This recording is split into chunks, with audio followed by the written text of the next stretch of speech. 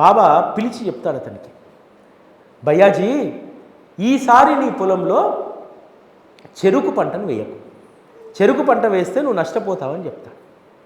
కానీ షిరిడిలో ఉన్నటువంటి రైతులందరూ చెరుకు పంట వేశారు. భయ్యాజీకి మనసులో ఆలోచన కలిగింది. ఎందుకంటే అక్కడ గన్నా అంటే చెరుకు వేసేటువంటి రైతులు అంటే కోటీశ్వరులు అన్నమాట. ఇప్పటికి కూడా మహారాష్ట్రలో గన్నా పండించేటువంటి, ఆ చెరుకు పండించేటువంటి వాళ్ళు పెద్ద కోటీశ్వరులు, పెద్ద పెద్ద బంగ్లాలు, పెద్ద ఆసాములుగా ఉంటారు. భయ్యాజీ అనుకుంటాడు, నేనెందుకు ఈ అవకాశాన్ని చేజార్చుకోవాలి, బాబా చెప్తాలే అని చెప్పి చెరికేస్తాడు. చెరికేస్తే సగానికి పైగా పంట చీడ పురుగు బట్టి నాశనం అయిపోతుంది.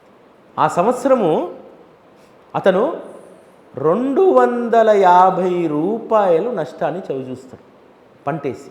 అంటే బాబా మాట వినకపోవడం వల్ల బాబా నుండి ప్రతిరోజు 4 రూపాయలు తీసుకున్నాడు కదా, 2.5 సంవత్సరాలు బాబా ఇచ్చినటువంటి డబ్బును నష్టపోయాడు.